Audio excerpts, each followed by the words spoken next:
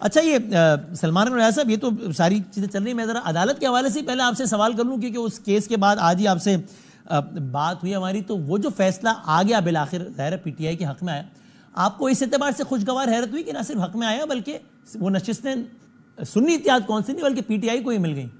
एक quick comment ज़रा इस पे ले लूँगा।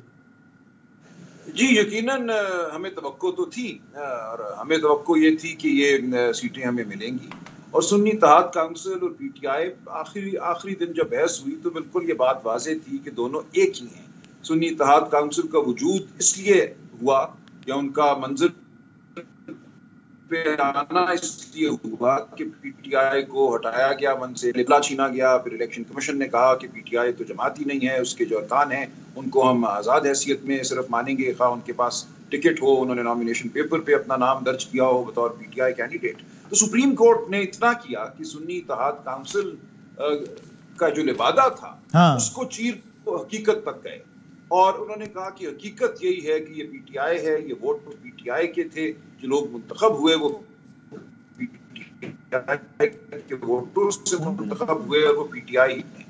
ये बिल्कुल मैं समझता हूँ हकायक के मुताबिक, कानून के मुताबिक फैसला था। सुन्नी इत्तेहाद काउंसिल के हवाले से तो मैं जरा भी गुमान नहीं था कि हमें सीटें नहीं मिलेंगी। उन्होंने कहा कि सुन्नी इत्तेहाद काउंसिल चूंकि कुछ भी नहीं है सिवाय पीटीआई के, इसलिए सीटें हम पीटीआई ही को दें। सुन्नी इत्तेहाद काउंसिल को भी मिल जाती तो कोई बड़ी बात नहीं थी, अगले दिन तमाम लोग पीटीआई में शामिल हो जाते, या सुन्नी इत्तेहाद काउंसिल और पीटीआई का इंजमाम हो जाता, जम हो जाती एक दूसरे में। वो अब तो हम आपसे पूछ सकते हैं ना कि फैसला आ गया है, फैसला आने से पहले हम कयास नहीं पूछते थे, आपको क्या एक्सपेक्टेशन थी? हमारी आपसे एक रात पहले ही बात हुई थी, फैसला आने से एक रात पहले आपने वक्त निकाला था प्रोग्राम के लिए। आपकी एक्सपेक्टेशन क्या थी कि फैसला खिलाफ आएगा, सुन्नी इत्तेहाद काउंसिल को मिलेंगी नशिस्तें या पीटीआई को मिलेंगी?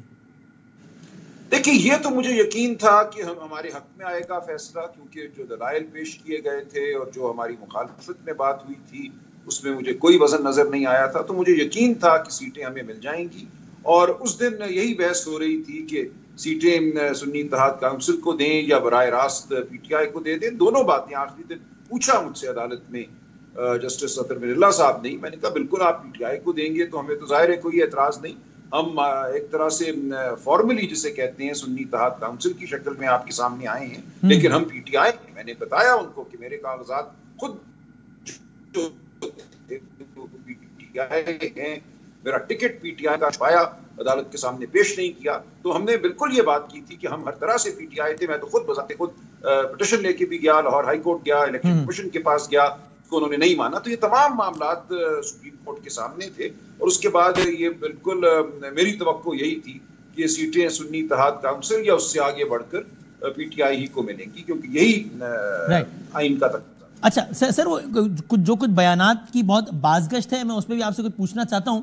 मैं उससे पहले मुझे इजाज़त दें तो मैं साथ ही हमें ज्वाइन किया है वज़ीर आज़म पाकिस्तान के कोऑर्डिनेटर हैं, आज खुद काबीना के इजलास में मौजूद थे, और आज के इजलास के बारे में कल ये भी कयास हो रहा था कि जनाब वो ये जो है वो पीटीआई पे बैन के हवाले से कोई पेशरफ, तो लेकिन ऐसा नहीं हुआ, एजेंडे पे ही नहीं था वो।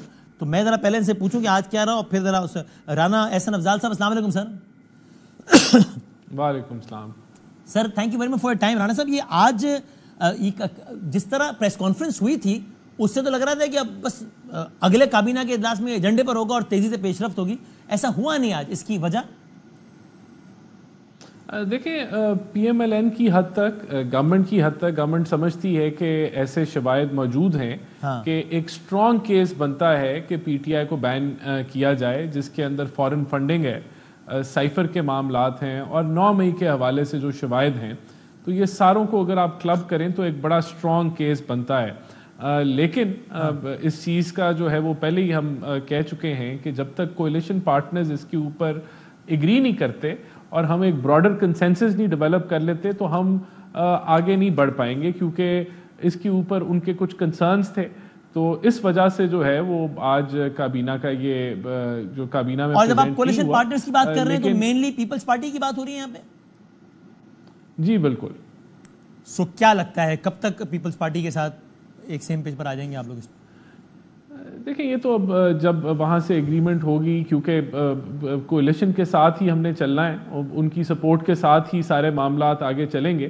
तो ये एक जॉइंट फैसला है, ये सिर्फ गवर्नमेंट का या पीएमएलएन का फैसला नहीं है, तो राणा साहब फिर बेहतर ना होता कि पीपल्स पार्टी से या सारे कोalition पार्टनर से मुशावरत का अमल मुकम्मल करने के बाद प्रेस कॉन्फ्रेंस की जाती है, ऐसी क्या जल्दी थी?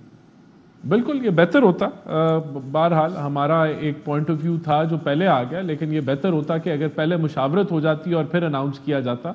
लेकिन जहाँ तक शवाहिद की बात है और जहाँ तक हम समझते हैं कि ये केस आगे बढ़ सकता है या नहीं बढ़ सकता, तो बिल्कुल पीटीआई का जो रवैया रहा है, चाहे वो सोशल मीडिया के ऊपर प्रोपेगेंडा हो आर्मी के खिलाफ या चीफ को मिलाइन करने के लिए, या फिर जो उससे पहले जो चीज़ें रही हैं, मामलात रहे हैं, IMF के मुआहदे को रद्द करने के हवाले से, उसको सैबोटाज करने के हवाले से, साइफर के ऊपर ऑडियोज बड़ी क्लियर हैं कि उससे खेलना है, 9 मई के हवाले से कि खान नहीं पाकिस्तानी, बहुत सारे कह रहे हैं कि ठीक है चीज़ें हैं जो अच्छा अभी